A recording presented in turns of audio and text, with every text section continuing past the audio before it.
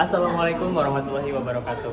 Halo teman-teman semua, jadi kali ini kami dari kelompok 6 dengan judul presentasi mengenai etika komunikasi antar budaya akan mempresentasikan mengenai hasil diskusi dan juga beberapa pemaparan materi terkait etika komunikasi antar budaya yang nantinya akan dibagi oleh beberapa teman-teman yang akan memaparkan. Oleh karena itu buat teman-teman boleh untuk disimak dari mulai yang pertama, yaitu pengertian dari etika komunikasi antar budaya.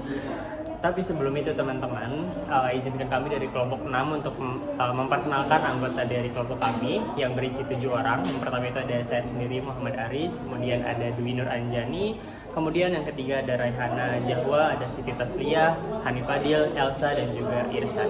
Oke, oleh karena itu langsung aja kita ke pembahasan yang pertama. Oke, baik, dari segi atas kesempatannya. Pertama adalah penjelasan terkait pengertian etika komunikasi antar budaya. Etika komunikasi antar budaya adalah gagasan moral yang mengatur interaksi komunikasi baik dan efektif antara individu atau kelompok dengan latar budaya yang berbeda-beda, seperti agama, tradisi, bahasa, nama, perilaku, dan sistem nilai sejarah. Ketika individu atau kelompok dari budaya yang berbeda berkomunikasi, perbedaan ini dapat mempengaruhi cara menyampaikan atau cara menerima dan interpretasi. Jadi, etika ini sangat penting untuk memastikan komunikasi yang efektif, menghormati perbedaan budaya, dan menghindari kesalahpahaman. Jadi ada prinsip-prinsip etika komunikasi antar budaya. Yang pertama itu ada relativitas bahasa. Bahasa yang kita gunakan dan akan sangat mempengaruhi cara kita memahami dan menginterpretasikan dunia sekitar. Dalam konteks komunikasi antar budaya, perbedaan bahasa ini dapat menjadi sumber kesalahpahaman yang serius. Terus prinsip yang kedua ada bahasa sebagai cerminan budaya. Bahasa tidak hanya sekedar alat untuk menyampaikan pesan, tetapi juga mencerminkan nilai-nilai, cara berpikir, dan pandangan dunia suatu budaya. Terus yang ketiga ada mengurangi ketidakpastian. Dalam interaksi antar budaya, ketidakpastian sering muncul akibat perbedaan norma, nilai, dan pemahaman. Prinsip etika komunikasi yang satu ini mendorong kita untuk berupaya meminimalkan ambiguitas dan kesalahpahaman. Oke, selanjutnya itu ada kesadaran diri dan perbedaan budaya. Makin besar perbedaan budaya, makin besar kesadaran diri para partisipan komunikasi. Menimbulkan makin besar perbedaan budaya, makin besar kesadaran diri para partisipan komunikasi, menimbulkan konsekuensi positif dan negatif. Selanjutnya itu ada interaksi awal dan perbedaan budaya.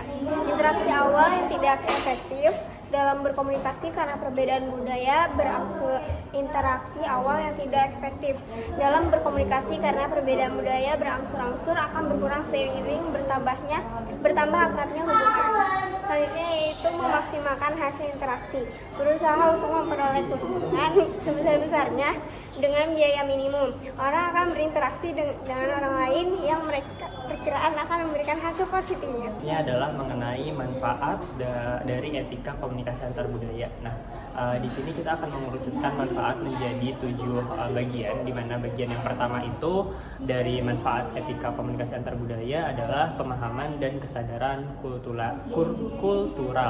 Nah, di mana pemahaman dan kesadaran kultural ini menyangkut terkait norma-norma, etika, dan lain sebagainya gitu. Jadi dengan adanya etika komunikasi antar budaya, kita mengetahui ini norma-norma dari etika komunikasi antar budaya.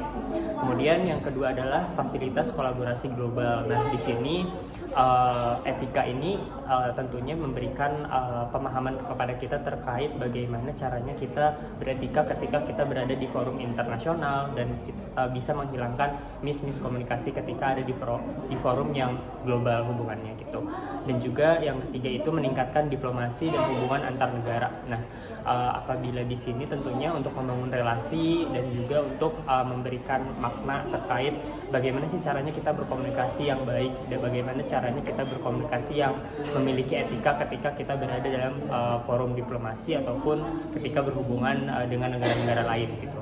Nah, selanjutnya adalah pengembangan kemampuan interpersonal. Nah, terkait pengembangan kemampuan interpersonal ini, kita jadi memahami diri sendiri bagaimana kita bisa berbicara dengan orang lain dan juga bagaimana budaya kita dan juga budaya mereka itu seperti apa gitu, bagaimana kita bersikap. Ini salah satu manfaat dari adanya etika komunikasi antar budaya. Kemudian yang kelima itu adalah pemberdayaan individu. Nah, terkait pemberdayaan individu itu bagaimana kita bisa menahan diri sendiri ketika ada hal-hal yang memang ternyata ini tidak etis untuk disampaikan, ternyata ini tidak baik untuk disampaikan. Nah, itu kita bisa mengkontrol terkait hal itu gitu. Kemudian yang keenam itu adalah pengenalan ide dan nilai budaya. Nah, di sini kita bisa saling sharing terkait budaya-budaya kita, apa aja yang bisa kita sharing, apa aja yang bisa kita serap dari budaya luar gitu. Jadi ada etikanya terkait hal itu gitu. Kemudian yang terakhir itu adalah pengembangan karir. Nah, di pengembangan karir ini tentunya bermakna untuk ketika kita bisa berkomunikasi dengan baik, tentunya orang pun akan lebih respect terhadap kita gitu. Jadi ini menjadi salah satu networking yang baik ketika kita mampu berkomunikasi dengan etika gitu. Nah, itu dia terkait manfaat dari etika komunikasi antar budaya. Dampak pelanggaran etika komunikasi antar budaya. Dampak pelanggaran dari etika ini tuh bisa menyebabkan banyak hal ya. Tapi dalam presentasi ini saya akan menyebutkan 4 hal saja ya, yaitu yang pertama itu kesalahpahaman dan konflik, kemudian rusaknya kepercayaan dan hubungan, rusak reputasi dan mengganggu kinerja. Yang pertama kesalahpahaman dan konflik ya. Komunikasi yang nggak efektif itu tuh sering gitu nyebabin kesalahpahaman karena adanya perbedaan persepsi, nilai maupun norma antar budaya. Dimana ini tuh bisa memicu konflik gitu apabila ada satu pihak yang merasa tersinggung atau disalahpahami. Kemudian rusaknya kepercayaan dan hubungan. Kepercayaan adalah dasar penting dalam komunikasi antar budaya. Ketika etika komunikasi itu dilanggar, kepercayaan antar individu tuh bisa rusak gitu, yang berkemungkinan bakal mengantarkan kepada konflik, entah itu jangka pendek atau jangka panjang. Kayak misal ada teman kita dari Jawa yang dia tuh ngomongnya memang medok banget gitu, kita komentarin, ih medok banget sih lo ngomongnya, kayak itu kalau semisal orangnya baper itu bisa jadi bisa jadi masalah gitu. Terkait konflik panjang atau pendeknya itu biasanya pendek ya, tapi itu bisa jadi masalah gitu kalau orangnya itu baper. Kemudian merusak reputasi.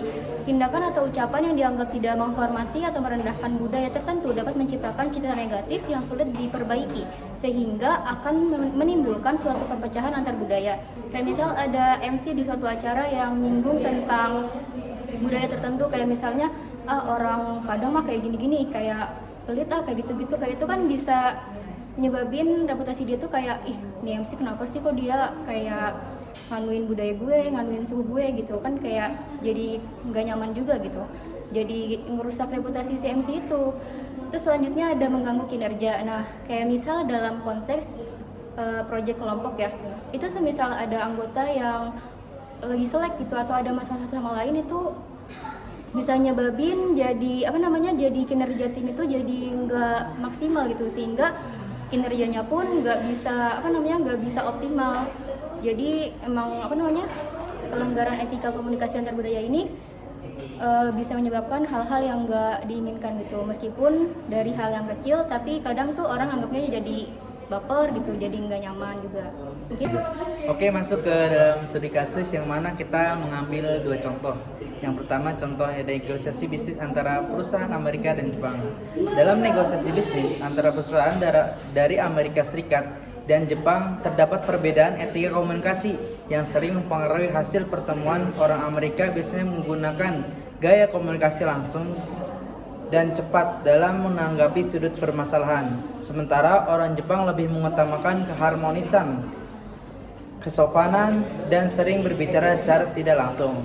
Hal ini bisa menimbulkan kesalahpahaman jika orang Amerika melihat pendekatan Jepang sebagai kurang transparan, sementara orang Jepang biasanya menganggap gaya langsung Amerika sebagai terlalu agresif. Mungkin jadi kesimpulannya, jadi kita misalkan ada negosiasi bisnis antara perusahaan dari perusahaan internasional antara Jepang, Amerika, sebaiknya kita memperhatikan etika mereka, cara mereka berkomunikasi. Mungkin tadi seperti Aris Ibrizi katakan tadi di manfaat ada tentang cara berkomunikasi internasional bagaimana.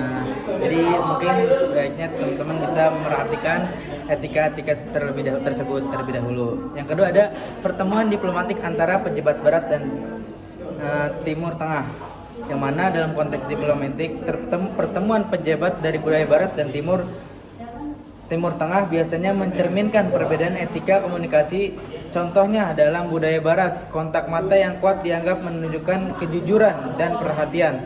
Tapi di beberapa budaya Timur Tengah, tatapan mata langsung terutama antara pria dan wanita dapat dianggap kurang sopan atau agresif. Mengabaikan etika ini bisa merusak hubungan diplomatik, dan diplomat diharapkan memahami serta menghormati norma budaya yang berbeda ini. Jadi mungkin dari studi kasus seperti ini kita harus lebih menghormati atau memahami budaya-budaya dari luar gitu kan. Jadi kita bisa tidak berprasangka buruk atau tidak berprasangka kurang baik lah intinya. 3. Oke, sampai ke pembahasan yang terakhir, yaitu kesimpulan. Etika komunikasi antar budaya merupakan prinsip yang mengatur interaksi antar individu atau kelompok dari budaya yang berbeda untuk memastikan komunikasi yang efektif dan menghormati perbedaan. Hal ini sangat penting teman-teman untuk menghindari kesalahpahaman dan konflik yang dapat timbul akibat perbedaan bahasa, nilai, dan norma. Nah, manfaatnya apa sih? Manfaatnya ini mencakup peningkatan pemahaman kultural, kolaborasi global, dan hubungan lebih baik. Sebaliknya, pelanggaran etika komunikasi yang sudah dijelaskan tadi itu bisa merusak kepercayaan, hubungan, dan kinerja, terutama dalam konteks bisnis dan diplomasi internasional. Oke, baik teman-teman semua, itu dia tadi presentasi yang bisa kami sampaikan. Buat teman-teman yang mau diskusi dan sebagainya boleh ditanyakan di grup kelas ataupun nanti di komen di GCR. Dan selanjutnya nanti kita akan ada kuis, jadi teman-teman selamat untuk mengerjakan. Sekian dari kelompok kami.